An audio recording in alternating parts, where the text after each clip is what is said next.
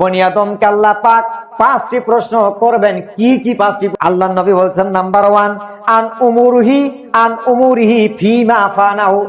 আল্লাহর নবী বলেছেন, আল্লাহ রাব্বুল আলামিন বলবেন, বান্দারে আমি তোমাদের যে জন্ম থেকে মৃত্যু পর্যন্ত একটা হায়াত দিয়েছিলাম, বয়স দিয়েছিলাম, 60 বছর থাকো, 70 বছর থাকো, কিংবা 80 বছর থাকো, এই বয়সটা হায়াতটা তুমি কোন কাজে ব্যয় করেছো? 3 নাম্বার বলছেন, ওয়ামালিহি মিন আইনা কাসাবাহু। এবার তোমরা যে সম্পদ ইনকামাই করেছো, এই সম্পদটা কোন পথে ইনকামাই করেছো? ডান পন্থে করেছো না বাম পন্থে করেছো? হালাল পথে করেছো না হারাম পথে করেছো? 3 নাম্বার গেল। 4th নাম্বার, আলহামদুলিল্লাহ আলহামদুলিল্লাহিল্লাযী লাম ইয়াত্তাখিয ওয়ালাদান ওয়া লাম ইয়াকুল লাহু শারীকুন ফিল মুলক ওয়া লাম ইয়াকুল লাহু ওয়ালিয়্যুম মিনাজ যুল্লি ওয়া কাব্বিরহু তাকবীরা। ওয়া নাশহাদু আন লা ইলাহা ইল্লাল্লাহু ওয়াহদাহু লা শারীকা লাহু ওয়া নাশহাদু আন্না সাইয়্যিদানা ওয়া মাওলানা মুহাম্মাদান আবদুহু ওয়া রাসূলুহু আল্লাযী আরসালাহু বিল হাক্কি বাশীরান ওয়া নাযীরা ওয়া দাঈয়ান ইলাল্লাহি বিইজনিহি ওয়া সিরাজ্জান ওয়া কামারাম মুনীরা। ফাকাদ ক্বালা আল্লাহু তাবারাক তাআলা ফি কালামিহিল মাজিদি ওয়াল ফুরকানিহিল হামিদ। আউযু বিল্লাহি মিনাশ শাইতানির রাজীম। বিসমিল্লাহির রাহমানির রাহিম। ওয়া উরিদু আলা রাব্বিকা সাফফা লাকাদ জি'তুমুনা কামা খলাকনাকুম আওয়ালা মারওয়াতিন ফাল জামতুম আল্লান নাজআলা লাকুম মাউঈদা। ওয়াল আখলাক আন আবি হুরায়রা ক্বাল ক্বালা রাসূলুল্লাহ সাল্লাল্লাহু আলাইহি ওয়াসাল্লাম লাইসা শাইউন মিনাল ইনসানি ইল্লা ইয়াবলা আজমান ওয়াহিদান ওয়া হুয়া আযবুজ জানাবে ওয়া মিনহু রাক্কাবুল খালকু ইয়াউমাল কিয়ামাত। রাওয়াহুল ইবনে মাজাহ। আল্লাহ সুবহানাহু ওয়া তাআলা গত অন্যান্য জুমার মতোই আজ জুমা সার্জন বসার জন্য সুযোগ করে দিলেন। আমি আল্লাহ পাকের একজন আপনাদের মসজিদের খতিব, খুতবা দেওয়ার জন্য তৌফিক ইনায়াত করলেন। তো আমরা সকলেই হৃদয় নিংড়ানে আবেগকে অনুজাড় করে দিয়ে সেই মুনিবের দরবারে আমরা শুকর আদায় করি, বলি আলহামদুলিল্লাহ। অতঃপর দরুদ ও সালাম বর্ষিত হোক সেই নবীর প্রতি, নবীকুলের শ্রেষ্ঠ নবী, সরদার নবী, সেরাওয়ারে কায়নাত, আকায়ের নামদার, তাজদারে মদিনা, বিশ্ব মানবতার মহান শিক্ষক বিশ্বনবী মুহাম্মদুর রাসূলুল্লাহ, সকলে বলি সাল্লাল্লাহু আলাইহি সাল্লামের উপর লাখো কোটি দরুদ বর্ষিত হোক। সংক্ষেপে বলে আল্লাহুম্মা সাল্লি আলাইহি আল্লাহুম্মা বারিক আলাইহি। সম্মানিত উপস্থিতি, যারা আসতেছেন 2 রাকাত নামাজ সালাত আদায় করে বসে যাবেন, কেউ কাউরে টাচ দিয়েন না। আমরা আলোচনা চালাচ্ছিলাম সূরা আল কাহফ, লাগাতার কয়েক মাস ধরে যাবত এই পর্যন্ত আমরা পৌঁছে আছি 48 নম্বর আয়াত। গত জমায় ছিল 47, আজকে নিয়ে এসেছি 48 নম্বর আয়াত। 48 নম্বর আয়াত থেকে শুরু করবো ইনশাআল্লাহ। কতদূর যাওয়া যায় আমার তৌফিক ইল্লা বিল্লাহ। তো সূরা আল কাহফ 48 নম্বর আয়াতে আল্লাহ পাক বলছেন, যেটা আলোচনা শুরু আজকের জুমা, ওয়া উরিদু আলা রাব্বিকা সাফফা লাকাদ জি'তুমুনা কামা খলাকনাকুম আওয়ালা মাররাতিন বাল জাআমতুম আল্লান নাজআলা লাকুম মাউঈদা। আল্লাহ বলতেছেন যে তোমাদের সবাইকে তার মালিকের সামনে এখানে হাজির করা হবে, আল্লাহর সামনে হাজির করা হবে। এবং আল্লাহ পাক বলবে, তোমরা সবাই আমার কাছে এসে গেছো ঠিক যেমনি করে আমি তোমাদেরকে প্রথমবারে দুনিয়াতে পয়দা করেছিলাম, খালি নিঃস্ব অবস্থায়। বলেন সুবহানাল্লাহ। সূরা কাহফের 48 নম্বর আয়াতের এটা অর্থ যে আজ তোমরা যেমন এই জায়গায় এসে গেছো খালি হাতে, একেবারে কিচ্ছু নিয়ে আসো নাই, নিঃস্ব, যেমন করে প্রথমবারে আমি তোমাদেরকে পৃথিবীতে পয়দা করেছিলাম এবং আজকে যে আমি তোমাদেরকে এখানে হাজির করেছি বা করব, এখানে আসতে হবে সারিবদ্ধভাবে, এটা হলো দ্বিতীয়বার। আর এই দ্বিতীয়বার যে এখানে হাজির হতে হবে, এই চিন্তা ভাবনা তোমাদের মধ্যে অনেকেরই খুব কম ছিল। এটা আল্লাহ বলছেন যে এই চিন্তা ভাবনা কি ছিল, খুব কম ছিল। তোমরা কেউ কেউ মনে করো না যে আমাদেরকে কাল কিয়ামতের ময়দানে আল্লাহর সামনে হাজির হতে হবে। তো এখন তোমরা বুঝো, এখন তোমরা বুঝে নাও যে পৃথিবীতে আমি তোমাদের প্রথমবারে যেভাবে পাঠাইছিলাম, ঠিক অনুরূপ ভাবে আজকে আমি তোমাদেরকে সব খালি হাতে একাকী নিঃস্ব অবস্থায় এই জায়গায় হাজির হয়েছে। তাহলে এখান থেকে আয়াত থেকে প্রমাণ হলো যে পৃথিবীতে আল্লাহ পাক যখন আমাদেরকে পাঠাইছেন, তখন আমরা সর্বপ্রথম এসেছি দুনিয়ার জমিনে মায়ের পেট থেকে। তো মায়ের পেট থেকে যখন এসেছিলাম, কিছু নিয়ে এসেছি, কিছুই নিয়ে আসতে পারি নাই। আমরা আসছিলাম একেবারে নিঃস্ব খালি হাতে, এবং কি আমরা একটা দাঁত পর্যন্ত নিয়ে আসতে পারি নাই। এরপর আল্লাহ পাক ক্রমে ক্রমে ক্রমে ক্রমে জীবন যৌবন পদার্পণ করলেন। এরপরে কি বলে আপনার শ্রবণ শক্তি দিলেন, দৃষ্টি শক্তি দিলেন। তারপর আস্তে আস্তে আস্তে আস্তে মাঝখানে কয়েক বছর, 70 থেকে 80 বছর একটা হায়াত দিলেন। এই হায়াতটাকে তোমরা পাড়ি দিয়ে আবার এই জায়গায় কিয়ামতের ময়দানে এসে গেছো। এটা হলো দ্বিতীয়বার। এই হাজির যে হয়েছে দ্বিতীয়বারে বা হাজির হতে হবে, এইটা কিন্তু তোমাদের মধ্যে অনেকেরই ধারণা কি ছিল, কম ছিল। দুনিয়ার জীবনের মোহে পড়ে তোমরা ব্যস্ত হয়েছিল। আল্লাহ পাক এটা বললেন। তাহলে এখান থেকে প্রমাণ হলো যে পৃথিবীতে যেমন এসেছি, ঠিক তেমনি কিয়ামতের ময়দানে এইভাবে কি একাকে নিয়ে যেতে হবে, কেউ সঙ্গে যাবে না। তো আল্লাহ রসুল বলছেন যে যখন এরকম করে মানুষ যখন কিয়ামতের ময়দানে উঠবে খালি হাতে এবং কিছুই থাকবে না, নিঃস্ব এবং উলঙ্গ অবস্থায়, কেউ কাউরে মানে কিছুই কেউ নিয়ে যেতে পারবে না, উলঙ্গ অবস্থায় দাঁড়াবে। এরপরে সর্বপ্রথম যে কিয়ামতের ময়দানে কাপড়কে পরানো হবে, সর্বপ্রথম যে ব্যক্তিকে কাপড় পরানো হবে, পোশাক পরানো হবে, সেই ব্যক্তি সম্পর্কে আল্লাহ রাসূল বলেছেন আমাদের জাতির পিতা হযরতে ইব্রাহিম আলাইহিস সালাম। বলেন সুবহানাল্লাহ। হাদিসের মধ্যে আসছে যে তাকে সর্বপ্রথম কি কাপড় পরানো হবে। মা আয়েশা সিদ্দিকা রাদিয়াল্লাহু তাআলা আনহুমা এই জায়গায় বলেছিলেন, ইয়া রাসূলুল্লাহ, ইয়া হাবিবাল্লাহ, যে এই যে হাসরের ময়দানে কিয়ামতের ময়দানে আল্লাহ পাক একাকী অবস্থা আমরা দাঁড় হব, সবাই উলঙ্গ অবস্থায়, নারী পুরুষ কি সবাই একাকার, এক সমান? তা আল্লাহ রাসূল বলছেন হ্যাঁ, এক সমান, একাকার। তা আয়েশা সিদ্দিকা বললেন যে হুজুর, তা তো লজ্জা স্থানের একটা তো ব্যাপার আছে, লজ্জার ব্যাপার আছে, তা কেউ কাউরে কি দৃষ্টি দেবে না? মহিলা মানুষ তো এরকম প্রশ্ন করলেন। তো রাসূল বলেন, আয়েশা, আরে লজ্জা স্থানের দিকে তাকা তো দূরের কথা, লজ্জা স্থানের দিকে তাকা দূরের কথা, ওই সময়টা এমন ভাবে হবে মানুষের ভয়ে কিংকর্তব্য বিমূঢ় হয়ে জিহ্বা পর্যন্ত বাইর হয়ে আসবে এবং তার দৃষ্টি থাকবে উপরের দিকে। সবাই বলবে ইয়া নফসি, ইয়া নফসি, ইয়া নফসি। লজ্জা স্থান তো দূরের কথা। এমন সময় আবার কোরআনের আয়াতও আছে, সূরা হজের মধ্যে আছে যে ওই দৃশ্যটা কিয়ামতের ময়দানে এমন হবে তো গর্ভপাত মহিলা গর্ভপাত সন্তান প্রসব করবে, এরকম অবস্থা হবে। মানে এমন লোক মৃত্যুবরণ করে চাইবে, কিন্তু ওনার তার মৃত্যু হবে না। ওই জায়গাটা বলা হয়েছে। এরপরে আল্লাহ পাক বলছেন, আল্লাহ রসুল বলছেন যে এই যে কিয়ামতের ময়দানে যে আল্লাহ পাক উঠাবে, এটা কিভাবে? এটা পৃথিবীতে মানুষকে আল্লাহ পাক যখন মায়ের পেট থেকে দিয়েছেন, এইটা ছিল খুব মানে কঠিন ব্যাপার। এটা কষ্টকর নয়, আল্লাহর জন্য এটা কিন্তু কষ্টকর নয়, এটা ছিল সর্বপ্রথম কঠিন ব্যাপার। আর কিয়ামতের ময়দানে যে উঠাবে, এটা কিন্তু কঠিন ব্যাপার নয়। কেন? মায়ের পেটে যখন তৈরি করছেন তখন ছিলেন বিনা অস্তিত্ব, পিতারও শুক্রকীট, মহিলাদেরও ভাম, এই দুটি স্বামী স্ত্রীরে নাপাক ফোটা বীর্য দিয়ে আল্লাহ পাক কি করেছেন, ওই জায়গায় তৈরি করেছেন। তো ওইটা হলো খুব মানে বিস্ময়কর ঘটনা, ওটা হলো। আর কিয়ামতের ময়দানে উঠাবে, এটা কিন্তু কোনো ব্যাপারই না। আল্লাহ পাক এর জবাব দিয়েছেন সূরা দাহরের মধ্যে, হাল আতা আলাল ইনসানি হিনুম মিনাদ দাহর লাম ইয়াকুন শাইয়াম মাযকুরা।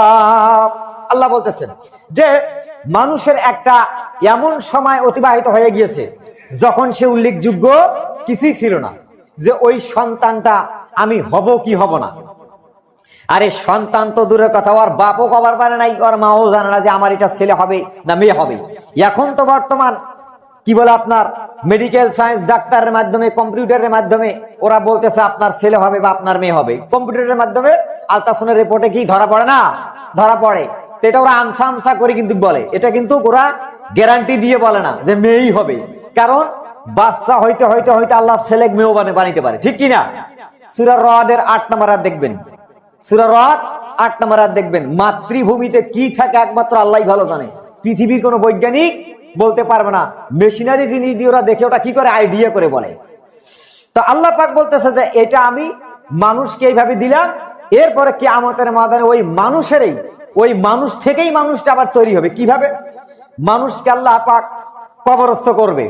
কবরস্থ যখন হয়েই যাব, আমরা মারা যাব, কবরস্থ হয়ে যাব, যাওয়ার পরে এই গোটাল দেহটা মাটির সঙ্গে মিশে যাবে, মাটির সঙ্গে মিশে যাবে। গোটাল দেহর মধ্যে শুধু একটা হাড় বাকি থাকে, ওই হাড় দিয়েই আল্লাহ পাক কিয়ামতের ময়দানে আবার ওই মানুষটাকে কিয়ামতের ময়দানে সৃষ্টি করবেন, দ্বিতীয়বারে পয়দা করবেন। বলেন সুবহানাল্লাহ। আল্লাহর নবী বলেছেন, হাদিস বর্ণনা করেছেন, আন আবি হুরায়রা ক্বালা রাসূলুল্লাহ সাল্লাল্লাহু আলাইহি ওয়াসাল্লাম লাইসা শাইউন মিনাল ইনসানি ইল্লা ইয়াবলা ইল্লা আজমান ওয়াহিদান ওয়া হুয়া আজবুজ জানাবে ওয়া মিনহু ইয়ারাক্কাবু খালকু ইয়াউমাল কিয়ামাহ। আল্লাহর নবী বলেছেন, বনি আদম সন্তানকে যখন মৃত্যুবরণ করার পর যখন তার লাশটাকে কবর দেওয়া হয়, কবর যখন হয়ে যায়, তখন কিয়ামত পর্যন্ত লাশটা জমির মধ্যে মিশিয়ে যায়, মাটি থেকে গ্রাস করে ফেলে। কিন্তু ইল্লা ইয়াবলা ইল্লা আজমান ওয়াহিদান, মাত্র একটা হাড় ব্যতীত ওইটা হজম করতে পারে না। ওই হাড় থেকেই আল্লাহ পাক আবার ওয়ামিনহু ইয়ারাক্কাবু খালকুল ইয়াউমাল কিয়ামা, ওই হাড় থেকে আবার কিয়ামতের ময়দানে আল্লাহ রাব্বুল আলামিন মানুষকে সৃষ্টি করবেন। বলেন সুবহানাল্লাহ। ওই হাড় থেকে, সে হাড়টা কি? সে হাড়টার সম্পর্কে আল্লাহ রাসূল বলছেন ইয়ারাক্কাবু, যে ওই যে পিছনে আপনাদের পৃথিবীর দাড়ি যে মেরুদণ্ড আছে না, ওই মেরুদণ্ডের যে নিচ দিকে একেবারে পিছনের যে দুই দিকের রানের মাঝখানের অংশটা দেখবেন হাত দিয়ে, যে মেরুদণ্ড, ওই জায়গা শেষ সীমানা একটা এরকম ভাব একটা হাড় আছে। ওই হাড়টা কিন্তু সহজে এমন কোন মানুষের এটা কিন্তু পচবে না, এটা মিশায় জীবনও যাবে না। বলবেন দলিল হচ্ছে হাদিস ইবনে মাজা, হাদিস নাম্বার 4266 নম্বর হাদিস দেখবেন, ইবনে মাজা হাদিস। ওই হাড় থেকে আবার কিয়ামতের ময়দান আল্লাহ পাক কি করবেন? সৃষ্টি করবেন। তা এজন্য এখানে মুহাদ্দিস মুফাসসির বলেছেন, হাদিস বিশারদ বলেছেন, শায়েখরা বলেছেন যে প্রথম যখন মানুষকে আল্লাহ পাক পয়দা করেছেন, মায়ের গর্ভ থেকে ওটাই ছিলেন খুব ব্যাপার কঠিন, বিনা অস্তিত্বে। আর কিয়ামতের ময়দানে কোনো বিনা অস্তিত্ব নেই, ওটা তো মানুষের একটা অংশ থেকে গেল। তাহলে কিয়ামতের ময়দানে এটা কোনো ব্যাপার হইলো? আর মানুষ তোমরা বলো যে কিয়ামত, কিসের হাসর, কিসের নসর, এই ধরনের তোমরা পরিকল্পনা করে আজকে তোমরা কি এখন তোমরা বোঝো। সূরা কাফের 48 নম্বর আয়াতের কি আল্লাহ বলছে, এখন তাহলে তোমরা বোঝো। তা এটা হচ্ছে কিয়ামতের ময়দানে আল্লাহ পাক এভাবে করবেন। এরপর আল্লাহ পাক জবাব দিচ্ছেন আরেক জায়গায়। আল্লাহ রাব্বুল আলামিন কোরআনে কারীমের মধ্যে আল্লাহ পাক আরেক জায়গায় জবাব দিচ্ছেন, ওয়ালাকাদ জাআতুমুনা ফুরাদা কামা খালাকনাকুম আওয়ালা মাররাতিন ওয়া তারাকতুম মা খাওয়ালানাকুম ওয়ারাআ যুহুরিকুম ওয়া মা নারা। আল্লাহ রাব্বুল আলামিন বলেন সূরা আল আনআম 94 নম্বর আয়াত, আল্লাহ পাক বলতেছেন, আজ তোমরা সত্যি আমার কাছে এসে গেছো, আমার সামনে হাজির হয়ে গেছো একাকী নিঃস্ব অবস্থায়, যেমন করে আমি তোমাদের প্রথমবারে নিঃস্ব অবস্থায় পৃথিবীতে পাঠাইছিলাম। বলেন সুবহানাল্লাহ। দেখছেন সূরা আনআমের 94 নম্বর আয়াত আল্লাহ পাক জবাব দিলেন, আজ তোমরা এই জায়গার মধ্যে এসে গেছো, হাজির হয়ে গিয়েছো। কিরকম? প্রথমবারে যেমন দুনিয়াতে নিঃস্ব অবস্থায় গিয়েছিলা, ওই সময় তোমরা কিছু নিয়ে যাও নাই, একটা দাঁত পর্যন্ত আমি দেই নাই। এরপর আমি যাওয়ার পর তোমাদের কি করলাম? মাঝখানে একটা হায়াত দিলাম, সময় পাইলা, 60 বছর, 70 বছর, 80 বছর, 90, 100 বছর পর্যন্ত দিলাম। এই সময়টার মধ্যে যে যা কিছু করেছো না করেছো, সব ধন সম্পদ করেছো, সমস্ত ধন সম্পদ কি করেছো, পিছনে ফেলায়া এই জায়গায় খালি একাকিনী নিঃস্ব অবস্থায় এসে গেছে। তাহলে দেখেন, তাহলে এই অবস্থায় এই সময়টাকে, এই বয়সটা পাড়ি দিয়ে আবার কিয়ামতের ময়দানে প্রথম যেভাবে আসলাম, দ্বিতীয়বারে ওই জায়গা কি হাজির হতে হবে, এটা কেউ পৃথিবীর কোনো অস্বীকার করতে পারবে না। নাস্তিক যারা, নাস্তিকরা আল্লাহকে অস্বীকার করে, নাস্তিক মোরতাদ আল্লাহকে অস্বীকার করে, কিন্তু নাস্তিক মোরতাদ মৃত্যুকে অস্বীকার করতে পারে নাই। পৃথিবীর কোন এমন কোন মায়ের বেটা মৃত্যুকে অস্বীকার করে যে আমি মরবো না বা আমার মৃত্যু হবে না। আল্লাহ বহু অস্বীকার করছে মানুষ, কিন্তু মৃত্যুকে কেউ অস্বীকার করছে? করে নাই। তাহলে নিঃস্ব অবস্থায় আমরা 60 বছর বা 70 বছর দুনিয়াতে থাকলাম, থাকার পর আবার পাড়ি দিয়ে কোথায় যাবো? কিয়ামতের ময়দানে। এটা হলো দ্বিতীয় পর্যায়। কি অবস্থায় আমার ভাইয়েরা?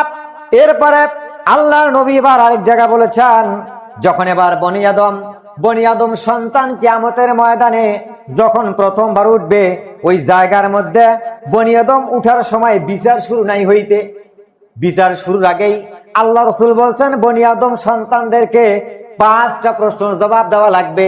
5টা প্রশ্নের জবাব না দেওয়া পর্যন্ত বনি আদম এক চুল সামনে এগিয়ে যেতে পারবে না। আল্লাহ নবী বলেছেন, লা জালুলা লা তাজালু কাদামা ইবনে আদম ইয়াউমাল কিয়ামাতা মিন ইনদি রাব্বিহি হাত্তা ইয়াসালান খামসান। আল্লাহ নবী বলছেন, বনি আদম সন্তানকে আল্লাহ পাক কিয়ামতের ময়দানে 5টা প্রশ্ন করবেন।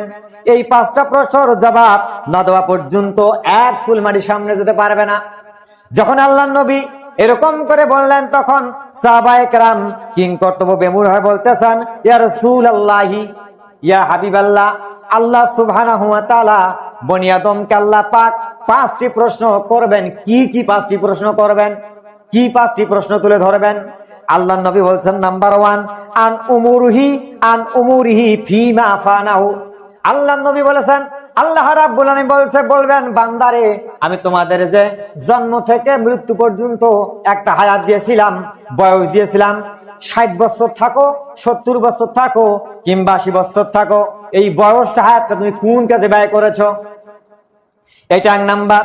2 নাম্বার হলো ওয়ান শাবাবিহি ফিমা আবলাহু। এবার যৌবনকালের বয়সটা তুমি কোন জায়গায় ব্যয় করেছো? যৌবনকালের বয়সের এই জবাবটা দাও। 3 নাম্বার আল্লাহ রাসূল বলছেন, 3 নাম্বার বলছেন, ওয়ামালিহি মিন আইনা কাসাবাহু। এবার তোমরা যে সম্পদ ইনকামাই করেছো, এই সম্পদটা কোন পথে ইনকামাই করেছো? ডান পন্থে করেছো না বাম পন্থে করেছো? হালাল পথে করেছো না হারাম পথে করেছো? 3 নাম্বার গেল।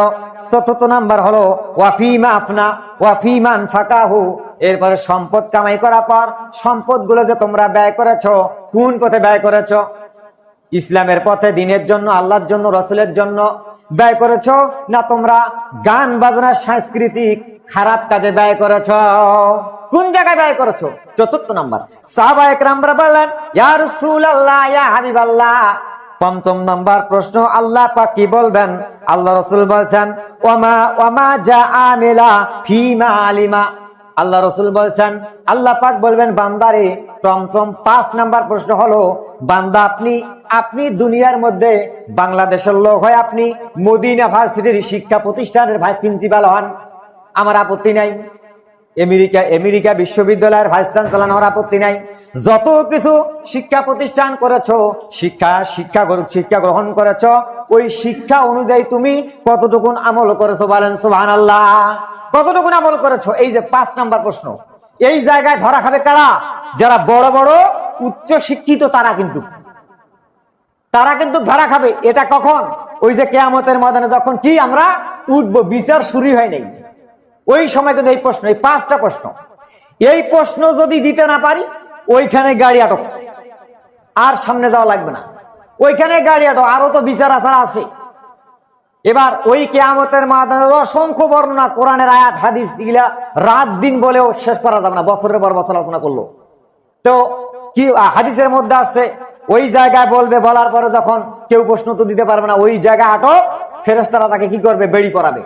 যেমন দেখেন দৃষ্টান্ত, এখানে আমি এভাবে দেই যে দুনিয়ার জীবনে একটা মার্ডার কেসের আসামির রায় হয়ে গেল, জজ অর্ডার দিলেন অমুক আসামি এত এত ধারা এত কেসের ধারায় তিনি তার মৃত্যুদণ্ডের রায় করা হলো।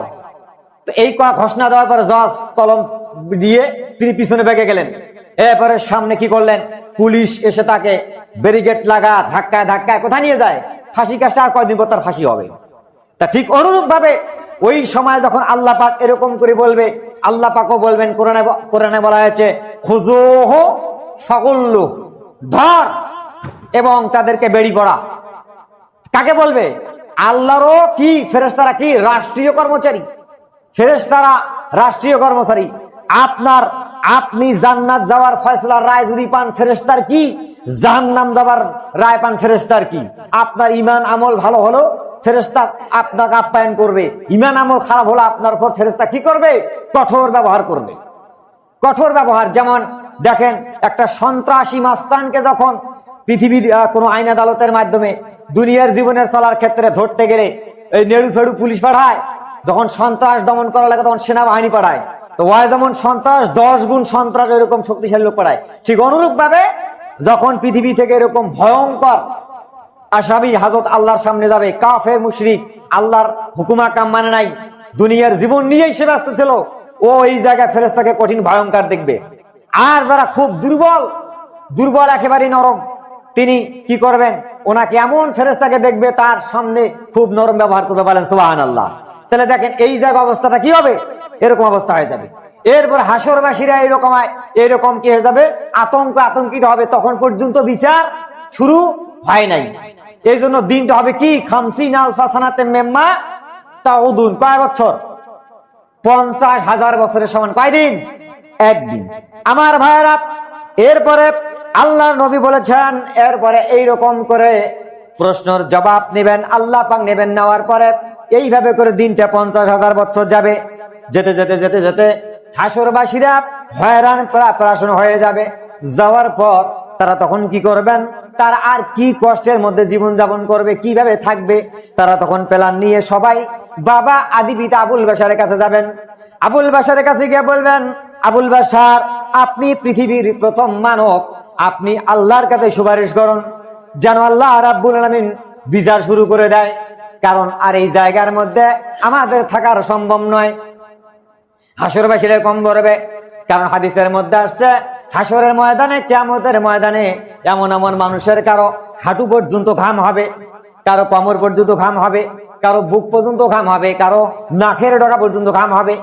যার দুনিয়ার জীবনের আমলের ধারা যেরকম, ঠিক তেমনি এরকম ঘাম হবে। এরপরে হাসরবাসীরা যখন বলবে, বলার পর আদম আলাইহিস সালাম বলবেন, আমি তো পারবো না, কারণ আমি পারবো না, আমি আল্লাহর সঙ্গে নাফরমানি করেছিলাম, জানি না আজকে আল্লাহ রাব্বুল আলামিন আমার সঙ্গে কিরকম ব্যবহার করবে। তোমরা নূহের কাছে যাও, কারণ নূহ আলাইহিস সালাম ছিলেন এই পৃথিবীর সর্বপ্রথম রসুল। আল্লাহ পাক রসুল হিসেবে সর্বপ্রথম যাকে আল্লাহ পাক পাঠাইছেন তেনার নাম হলো নূহ আলাইহিস সালাম। আল্লাহ পাক বলতেছেন, লাকাদ আরসালনা নূহান ইলা কাউমিহি ফাকালা ইয়া কাউমি ইবুদুল্লাহ মা লাকুম মিন ইলাহিন গায়রু। আল্লাহ রাব্বুল আলামিন বলেন, আমি নূহকে তার জাতির সামনে পাঠাইলাম। নূহ আলাইহিস সালাম গিয়ে বলেন, হে আমার জাতি, হে আমার কওম, তোমরা এক আল্লাহর গোলামি করো, দাসত্বগিরি করো, ঈমান আনো, আনার পরে জীবন পরিচালনা করো ওই আল্লাহ ছাড়া যিনি কোনো ইলাহ নাই। হাসরবাসীরা গিয়ে বলবেন, ও আল্লাহর পয়গম্বর নূহ, আপনি তো আল্লাহ পাকের প্রথম পয়গম্বর, প্রথম রসুল, আপনি আল্লাহর সঙ্গে একটু সুপারিশ করুন। নূহ আলাইহিস সালাম বলবেন, আমি পারবো না, কারণ আল্লাহ পাক যখন মহাপ্লাবন নামে একটা গজব দিয়েছিলেন, তখন আমি আমার ছেলেকে বাঁচার জন্য ডাক দিয়েছিলাম, বাবা কেনান এই যে জাহাজের মধ্যে উঠো। তখন আল্লাহ পাক নোটিশ জারি করে দিয়েছিলেন, নূহ ওই সন্তান তোমার আহলে পরিবার নয়, লাইসা মিন আহল নয়। জানি না আজকে আল্লাহ আমার সঙ্গে কি রকম ব্যবহার করবে, তোমরা ইব্রাহিমের কাছে যাও। ইব্রাহিম আলাইহিস সালাম বলেন, আমি পারবো না, কিছুতেই পারবো না, কারণ আল্লাহ পাক আমাকে ডেকেছিলেন, আমি বলছিলাম ইন্নাস সাকিন, আমি অসুস্থ ছিলাম, জানি না আজকে আল্লাহ পাক আমার সঙ্গে কিরকম ব্যবহার করবে, তোমরা মূসার কাছে যাও। হাসরবাসীরা গিয়া বলবেন, ইয়া মূসা, আপনি আল্লাহ পাকের পয়গম্বর কালিমুল্লাহ, আপনার সঙ্গে আল্লাহ পাক কথা বলেছেন, আপনি আল্লাহর সামনে সুপারিশ করুন যেন আল্লাহ রাব্বুল আলামিন বিচার শুরু করে দেয়। মুসা আলাইহিস সালাম বলল, আমি পারবো না। কেন পারবে না? যে বনি ইসরায়েলের এক কিবুতিকে শাসার জন্য একটা ঘুষি মেরেছিলাম, জায়গায় পড়ে নাই হয়ে গেছে, জায়গায় পড়ে সে মারা গেছে। জানেন আজকে আল্লাহ রাব্বুল আলামিন আমার সঙ্গে কিরকম ব্যবহার করবে, আমি পারবো না। তোমরা ঈসার কাছে যাও, ঈসা আলাইহিস সালামের কাছে যাও। হাসরবাসীরা গিয়ে বলবেন, ঈসা রুহুল্লাহ, আপনি আল্লাহ পাকের পয়গম্বর, আল্লাহ রাব্বুল আলামিন আপনাকে দুনিয়ার জীবনে চতুর্থ আসমানে তুলে নিয়েছেন, সুতরাং আপনি আল্লাহর সঙ্গে বিচার যেন শুরু করে দেয়, আপনি আল্লাহর কাছে সুপারিশ করুন। ঈসা আলাইহিস সালাম বলবেন, আমি পারবো না, কিছুতেই পারবো না, আমি তো পারবোই না। কারণ পারবো না, আমাকে পৃথিবীর সমস্ত খ্রিস্টানের বাচ্চারা আমাকে আল্লাহর ছেলে বলি সমতুল্য করেছে। কন্যা উযুবিল্লাহ, সমতুল্য করেছে। আজকে আমার সঙ্গে আল্লাহ কি ব্যবহার করবে, কিছুতেই পারবো না। হাসরবাসীরা অবাক হয়ে যাবেন, বলবে তাহলে উপায় কি? ইয়া নাফসি ইয়া নাফসি। তখন ঈসা আলাইহিস সালাম বলবেন, তবে আজকে একজন সম্ভবত পারে, তিনি ছাড়া আজকে কেউ পারবে না। তিনি হলেন আখিরি জামানার পয়গম্বর সেরওয়ারে কায়নাত আকার নামদার তাজাদারে মদিনা, বিশ্ব মানবতার মহান শিক্ষক, বিশ্ব নবী মুহাম্মদুর রাসূলুল্লাহ বলেন সাল্লাল্লাহু আলাইহি সাল্লাম, তিনি ছাড়া আজকে এখানে সুপারিশ করার কেউ পারবে না। হাসরবাসীরা দেখবে নবীজি মাকামে মাহমুদের মধ্যে সিজদায় পড়ে আছেন, ইয়া উম্মতি ইয়া হাবলি ইয়া উম্মতি। এই সিজদা যে কত বছর যাবে, কত হাজার বছর যাবে, একমাত্র আল্লাহ ছাড়া কেউ বলতে পারবে না। আল্লাহ পাক বলবেন, হাবিব মাথা উঠাও, আমি তোমার দোয়া কবুল করলাম, মঞ্জুর করলাম। তুমি এবার তোমার উম্মতগুলোকে বাইসা নিয়ে জান্নাতের জাহাজের মধ্যে উঠা দাও। বলেন সুবহানাল্লাহ। বেছে নাও। আল্লাহ বলবে কি? বাইসা নাও। মায়েশা সিদ্দিকা রাদিয়াল্লাহু তাআলা আনহা বলছেন, ইয়া রাসূলুল্লাহ, ইয়া হাবিবাল্লাহ, আপনি অসংখ্য লক্ষ কোটি বিলিয়ন মানুষ হবে, এই মানুষগুলোর মধ্যম থেকে আপনি আপনার উম্মতগুলো কেমন করে বাঁচবেন? হাদিসের মধ্যে আছে কেমন করে আপনি বাইসা নেবেন। রাসূল বলতেছেন, আয়েশারে, যদি একটা লাল কিংবা সাদা কিংবা কালো এরকম ঘোড়ার একটা দল থাকে, ওই লাল সাদা কালো ঘোড়া দলের মধ্যে সাদা চক্রা ঘোড়া যদি এক একটা প্রবেশ করে, তাহলে ওই মালিকটা কি তাকে বাইর করতে সমস্যা হবে? আয়েশা বলছে, না, সমস্যা হবে না। রাসূল বলেন, আয়েশারে, ঠিক তেমনি আমার উম্মতের মধ্যে যারা সঠিকভাবে নিয়মিতভাবে 5 ওয়াক্ত সালাত আদায় করবে, নামাজ আদায় করবে, উজুর জায়গাগুলো এরকম চক্রা বকরা চমকাইতে থাকবে, ওই চমকানো জায়গা দেখে আমি বাইসা জান্নাতের জাহাজ উঠে দেবো। বলেন সুবহানাল্লাহ। দেখছেন? তাহলে কোথায় দেখেন, কোথা থেকে কোথা চলে আসেন। তাহলে 5 ওয়াক্ত নামাজ যারা সঠিকভাবে নিয়মভাবে আদায় করবে, তাহলে নামাজ আদায় করতে গেলে সর্বপ্রথম কি করা লাগবে? উজু করা লাগবে। ঠাস করে বলবেন, নামাজের আগে কি? উজু করে পবিত্র হতে হবে। উজু করার পর আপনাকে নামাজ আদায় করতে হবে। যদি কিয়ামতের ময়দানে, হাসরের ময়দানে এরকম 5 প্রশ্নের উত্তর দিতে চান, আল্লাহ যেন দেওয়ার তৌফিক দেন, আমিন।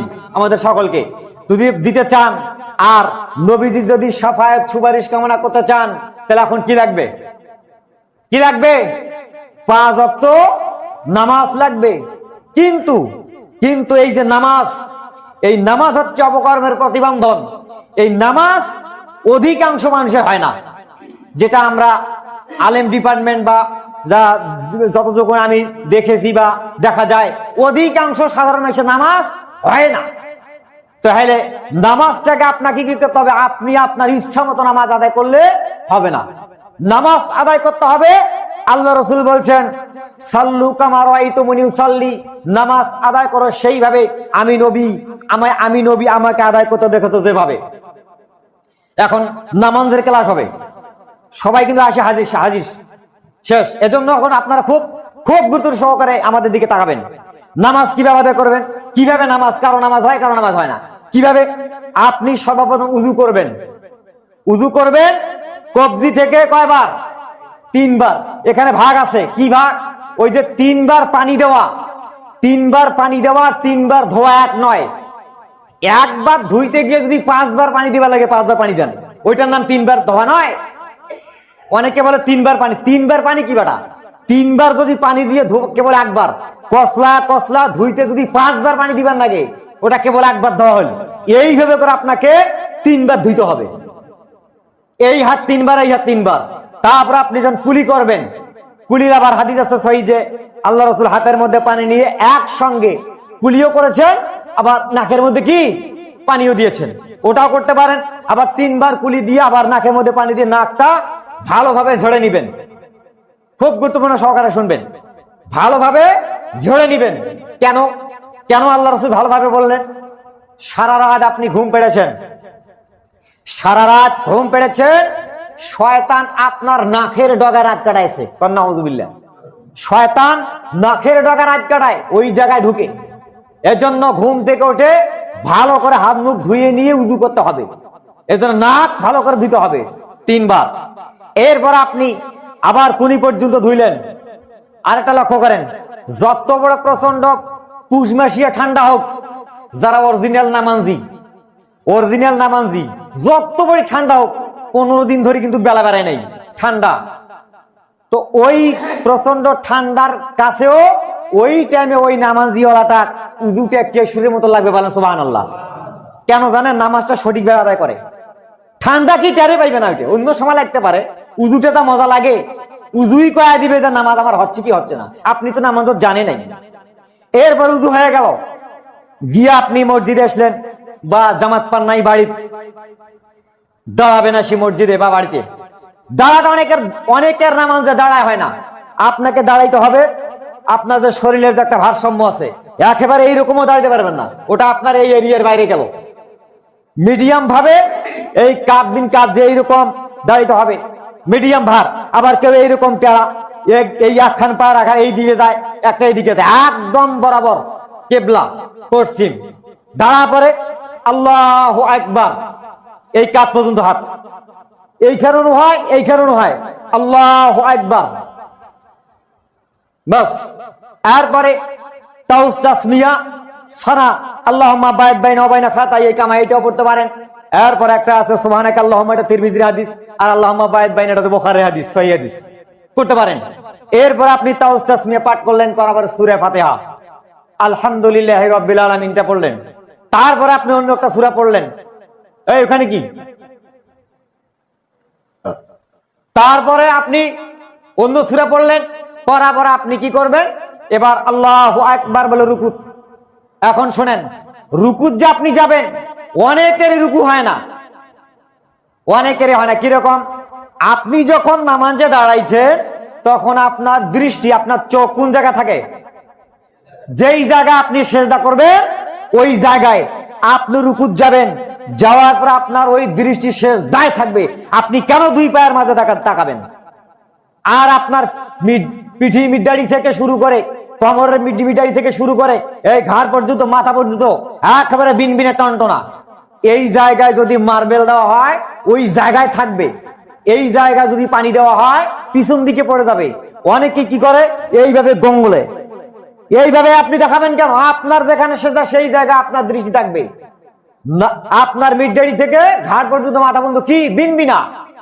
এরপরে এইরকম করে খামচে ধরবে হাঁটু, তারপরে সুবহানা রাব্বিয়াল আযীম, সুবহানাকা আল্লাহুম্মা বিহামদিকা আল্লাহুম্মা ইগফিরলি, সুবহান কুদ্দুস রাব্বুনা রাব্বুল মালায়েকাত, অসংখ্য তাসবিহ আছে, 3 বার 5 বার 7 বার 9 বার ইচ্ছা মতো পড়বেন।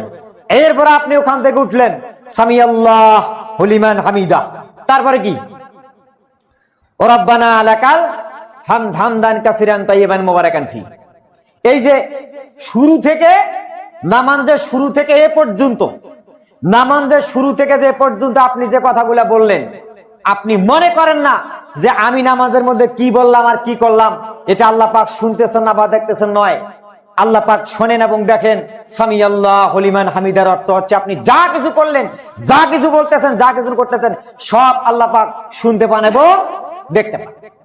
এরপর আপনি উঠলেন, উঠার পর আপনি এখন কি করবেন? রফিউ দান করলেন, করার পর আপনার যেই জায়গার যার যেখানে হাড়, আপনার সব শরীরটা একদম একেবারে নিস্তেজ হয়ে যাবে। হওয়ার পরে আপনি এবার সেজদার দিকে রওনা। সেজদার দিকে রওনা যাওয়ার 2টি মাসলা আছে। অনেকে কি করে? আগে হাঁটু ফেলায়, হ্যাঁ হাঁটু ফালাইতে পারেন, কার? কিন্তু সই হাদিসে আগে আছে আপনাকে আগে হাত দুইতে দিতে হবে, আগে হাত যাবে তারপরে হাঁটু, তারপরে আপনার এই শরীরের অঙ্গগুলো পড়বে। কেউ যাকে হাঁটু দেয়, হ্যাঁ যদি আপনার শরীরের লাশ ভারী, শরীর তাজা মোটা, একটু মানে পড়ে যাওয়ার উবড়ি খাওয়ার পড়ে যাওয়ার ভয়, তাহলে আপনি হাঁটু দিয়ে সেজদা দিতে পারেন। এরপরে আপনি সেজদায় গেলেন, যাওয়ার পরে আপনার এই যে কানের লতা বরাবর এইরকম থাকবে, এইরকম কিন্তু নয়, কেউ আবার এই জায়গায় সোদা মারে, এইরকম থাকবে, এইরকম হাত থাকবে কানের লতা বরাবর, দুই ফাঁকে মাঝখানে মাথা থাকবে। থাকার পরে আপনার নাক কপাল থাকবে আর হাত থাকবে দুই হাঁটু দুই পায়ের আগা। আল্লাহ রাসূল বলছেন 7 হাড়ের মধ্যে 7 হাড় যখন সেজদা দেন তখন 7টা হাড় জমিনের মধ্যে থাকে। আপনি অন্য সময় নামাজে ওইটা চুলকাচ্ছেন, এটা চুলকাচ্ছেন, এটা স্বাভাবিক মানুষে হইতে পারে, আমি বলছি না আপনি চুলকান, আমি কিন্তু বললাম না, স্বাভাবিক হইতে পারে, কিন্তু সেজদায় গিয়ে আপনি একদম কিছু উঠাতে পারবেন না। আল্লাহ রাসূল বলছে 7টা হাড় মিলে সেজদা, কি নাক কপাল মিলে একটা, তারপরে 2 হাত, তাহলে আগা 2 কত 3, হাঁটু 2, 5, পায়ের 2 আগা 7, তাহলে 7। একটা অঙ্গ যদি আপনি উঠান বা পাও নড়ান বা হাত ছড়ান তাহলে কটা থাকবে জমিনের মধ্যে? একটা উঠাইলে একটা কমে যাবে। এই জন্য সেজদার সময় 7 হাড়ের পর কি হবে? সেজদা হবে। সুবহানা রাব্বিয়াল আলা, আবার ওই তাসবিহগুলো পড়বেন। আর সেজদাতে যাবেন, সেজদা থাকবে এরকম করে, হাতের কোন উঁচুই আপনার এই দিক দিয়ে যেন একটা কি যাইতে পারে, ছাগলের বাচ্চা যাইতে পারে, এইভাবে করে যাইতে পারে। অনেকে সেজদা করে কি এইভাবে, ওর রাস্তায় বন্ধ, ওর রাস্তায় বন্ধ। রাসূলুল্লাহ বলেছেন সাল্লু কামা রাআইতুমুনি উসাল্লি, নামাজ আদায় করো সেইভাবে আমি নবীকে নামাজ আদায় করতে দেখছো যেভাবে, এইভাবে আপনি আদায় করবেন। করার পরে এক সেজদা আপনার হয়ে গেল, হওয়ার পরে আপনি দ্বিতীয় সেজদা দেওয়ার প্রস্তুতি বৈঠকটা দেবেন। এই বৈঠক হবে ডান পায়ের পাতা খাড়া, বাম পায়ের পাতা বিছাই দিয়ে বসবেন। বসার পর একটা দোয়া আছে, আল্লাহুম্মা গফিরলি ওয়ারহামনি ওয়াজবুরনি ওয়াহদিনি ওয়াআফিনি ওয়ারজুকনি। আল্লাহ তাআলা আপনি আমার উপর রহম করুন, আপনি আমাকে সুস্থতা দান করুন, আপনি আমার অবস্থা সংশোধন করুন, আপনি আমাকে রিজিক দান করুন, এই যে দোয়াগুলো। এরপর আবার আরেকটা সেজদা দিলেন, দেওয়ার পরে 3 বার 5 বার 7 বার সুবহানা রাব্বিয়াল আলা হয়ে গেল। এরপর আপনি আবার উঠবেন, উঠার পালা। এই যে উঠার পালা অনেকেরই হয় না, কিভাবে? যখন ওঠে তখন 2 স্টাইল দিয়ে বার করে ওঠে, আমি অনেক দেখেছি স্টাইল ভাবে ওঠে, 2 হাতে হাঁটুর মধ্যে দিয়ে চাটাম করে ওঠে। আপনাকে কে শিখাইছে? আপনি কোনদিন কোন হুজুরের কাছে জিজ্ঞাসা করেছিলেন? কোন আলেমকে জিজ্ঞাসা করেছেন হুজুর আমি যখন সেজদা থেকে উঠবো এটা কি কোনো মাসলা আছে? আপনি তো নিজে নিজে দাওয়ানি করেন। আরে বেটা, ইসলাম তোর বাপেরও নয়, আমার বাপেরও নয়, ইসলাম তোর বাপের নয়। ইসলাম দলিল ছাড়া ইসলাম চলে না, ইসলাম চলে ইসলামের গতি দিয়ে, দলিল দিয়ে। আপনি আন্দাজ করি পড়ার কে? আপনাকে জানতে হবে, শিখতে হবে, তারপর আপনাকে এভাবে আমল করতে হবে। বাস এভাবে করে কি করলেন? ওই সেজদা যখন উঠবেন, উঠার পালা, তখন ওই চাটাম করে উঠতে পারবেন না। কি করবেন? দ্বিতীয় রাকাতে আমরা যে বৈঠক দেই ঠিক তেমনি বৈঠক দিতে হবে। বৈঠক দিয়ে যতটুকু সময় বৈঠক দিয়ে সামনে 2টি হাত দিয়ে হাতের উপর ভর করে উঠতে হবে, বলেন সুবহানাল্লাহ। এটা হচ্ছে মেইন সহি। এরপর উঠে গেলেন, আবার সূরা ওই রকম করে 1 রাকাত হয়ে গেল, এইভাবে করে আরেক রাকাত। এখন বলবেন হুজুর এইভাবে নামাজ পড়লে, জহরের 10-12 রাকাত নামাজ পড়লে গরু তামান বেসন খাওয়াড়ি দিবে, তা তো গরু ছাড়ি দিয়ে কে নামাজ পড়েছি কইছে রে? গরু তামান বেতন খাওয়াড়ে দিবে, মেলায় সময় নেবে, তাই মেলার সময় তো আছে জহরের সময় 8 ঘন্টা, তোর সময় নেই, তুই নামাজ আইছিস কেন বেটা? দেখার জন্য আইছিস? খবরদার, এই নামাজ হবে না। এখন এই কথাটা আল্লাহ রাসূল বলছে সাল্লু কামা রাআইতুমুনি উসাল্লি, এইভাবে নামাজ আদায় করতে হবে। যদি আপনি এইভাবে নামাজ আদায় করে তাহলে এই নামাজটা হবে কি আল্লাহর কাছে গ্রহণযোগ্য। সর্বপ্রথম হবে নামাজের আগে কি উজু, আর এই উজুটা হলে আল্লাহ পাক, আল্লাহ রাসূল বলেন কি, যারা নামাজ আদায় করবে তাদের এই জিনিসগুলো, এই জায়গাগুলো কি হবে? চকমক চকমক। এইভাবে যদি আমরা নামাজ আদায় করি তাহলে আল্লাহ পাকের কাছে কি এটা গ্রহণ যোগ্য হবে। এখন এই যে কথা বলা, এই যে বক্তব্যটা দিলাম, কথা বললাম, নামাজের ক্লাস যেটা আমি নিচ্ছি আপনার, বর্তমানে এখন আপনারা ছাত্র, মাইন্ড করেন, আমার বয়সে অনেক আছে, আমার চাচা আছে, মুরব্বী আছে, এটা একটা কথার কথা। তো এই যে বললাম, এখন যে কথাগুলা বললাম, যারা এইভাবে নামাজটা আদায় করে আসতেছে কথার সঙ্গে যদি মিল হয় তাহলে এটা ভালো, তাহলে হয়ে গেল, যাক হুজুর যেভাবে বলছে বা আলেম যেভাবে, আমাদের খতিব সাহেব যেভাবে বলছে, আমি এইভাবে আদায় করি, তা তো মিল হয়ে গেল। আর যারা যারা যেভাবে ইচ্ছা মতো পড়ে ও আর ব্যক্তিগত ভাবে পড়ে, আমার কথার সঙ্গে মিল নাই, তাহলে ওই নামাজ হয় না। ওই নামাজীদেরকে আল্লাহ পাক কি করেন? গালি দেন। যদি মিল না হয়, আমার কথার সঙ্গে ওই নামাজের কোনো মিল নাই, তাহলে আল্লাহ পাক আবার ওই নামাজীদের কি করবেন? গালি দেন। কোথায়? ফাওয়াইলুল লিল মুসাল্লিন, সূরা মাউন দেখবেন আল্লাহ বলতেছে দুর্ভাগ্য, হতভাগ্য, পোড়া কপাল, খারাপ কপাল, ফাওয়াইলুল লিল মুসাল্লিন, হতভাগ্য, দুর্ভাগ্য, খারাপ কপাল। কাকে বলছে? ওই নামাজীওয়ালাকে বলছে। এখন বলবে কেন দুর্ভাগ্য? আমি কি অপরাধ করলাম?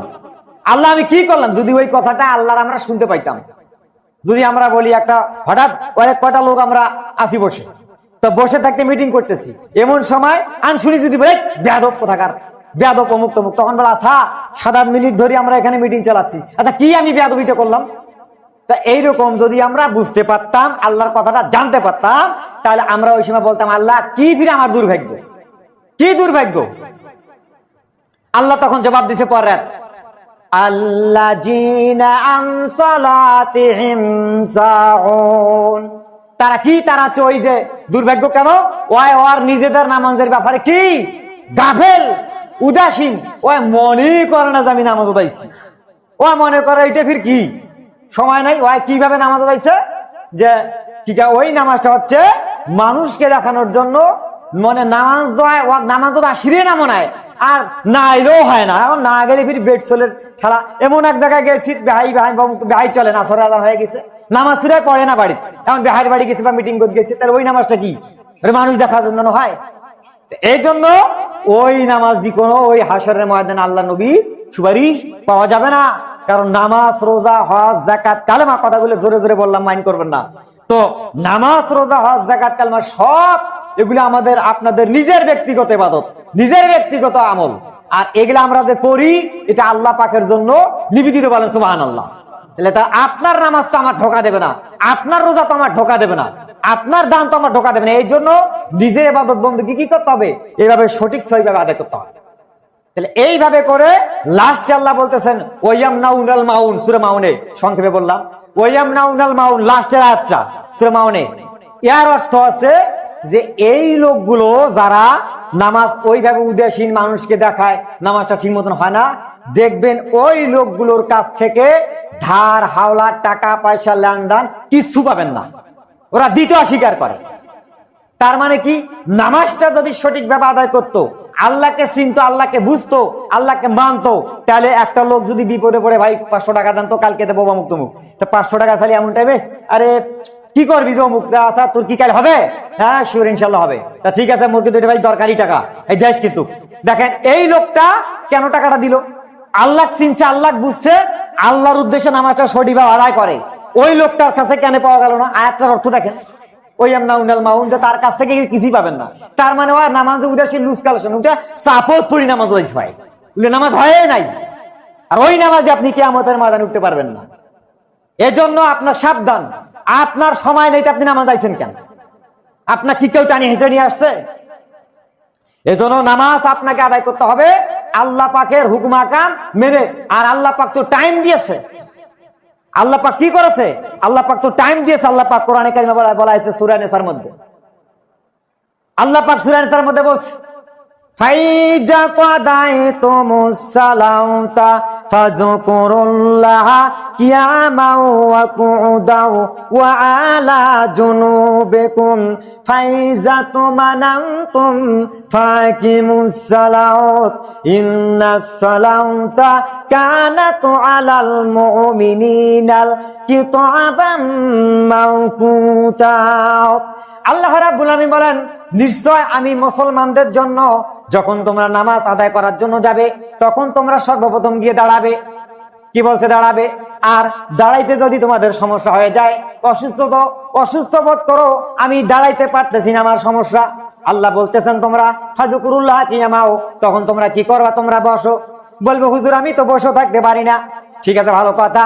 আপনি শুয়ে শুয়ে আল্লাহ রাব্বুল আমিনকে স্মরণ করুন।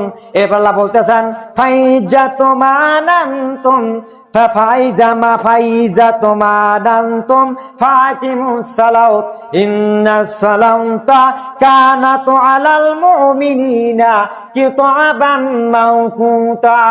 নিশ্চয় নামাজ নির্দিষ্ট সময়ের জন্য মুসলমানদের কাছে আমি ফরজ করে দিয়েছি। বলেন সুবহানাল্লাহ।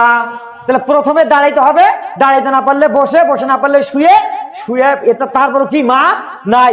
এরপর আপনি যখন অসুস্থতা কেটে যাবে, গ্রহণ কেটে যাবে, তখন আপনি কি করবেন, আবার সেই দাঁড়া পড়তে হবে। এখন এখানে সুতিয়া নামাজের একটা মাসলা আছে, এইটা বলে আমি শেষ করে দেবো, ঠিক কিনা? সুতিয়া নামাজের মাসলা কি? সুতিয়া নামাজের মাসলা অনেকেই জানে না। সুতিয়া নামাজের মাসলা আছে দুইটা। একটা আপনি উত্তর শীতানে কাঁধ হয়ে পড়তে পারবেন, উত্তর শীতানে। আর একটা আছে আপনি খাট ঘরের মধ্যে আছে, পশ্চিম দিকে পা রাইখা পূর্ব দিকে হেলানি দিয়া, পশ্চিম দিকে পা রাইখা সুতা সুতা ভাত হেলানি দিয়ে পূর্ব দিকে এরকম করে হেলানি দিয়ে আপনি আদায় করতে পারবেন। ইশিয়ায় যখন আপনি বাঁধবেন, আমি কেরাত পড়তে করলাম, এবার যখন রুকু যাবেন, মনে করছেন আমি রুকুই গেছিলাম, এবারে যখন আবার সামি আল্লাহ হামিদা পড়লেন, এবার বলছেন আমি দাঁড়া গেলাম, এবার যখন সেজদা করবেন, ওই সেজদা মনে করবেন আমি ওই জায়গায় সেজদা দিচ্ছি। এইভাবে করে আপনি যদি নামাজটা আদায় করেন, তাহলে এই নামাজটা আল্লাহ পাকের কাছে কি গ্রহণযোগ্য, কবুল হয়ে যাবে। এরপরে এই নামাজ হয়ে গেলে, নামাজের আগে উযু হয়ে গেলে, তখন এই নামাজটা যখন আল্লাহর কাছে কবুল হয়ে যাবে, তখন আল্লাহ পাকের রাসূল বলছেন, তাহলে আমি আমার উম্মতদেরকে, আল্লাহ পাকের বান্দাদেরকে ওই ওই সমস্ত জায়গাগুলো দেখে দেখে চিনে নিয়ে নিয়ে আমি কিয়ামতের ময়দান থেকে সুপারিশ করে এবং কি বলে আপনার জান্নাতের জাহাজ ওঠার জন্য আমি পারমিশন পাবো। সুবহানাল্লাহ। আল্লাহ পাক আমাদের সকলকে সঠিকভাবে, এই যেভাবে বললাম এইভাবে সঠিকভাবে নামাজ আদায় করার তৌফিক দিজকার। আমিন।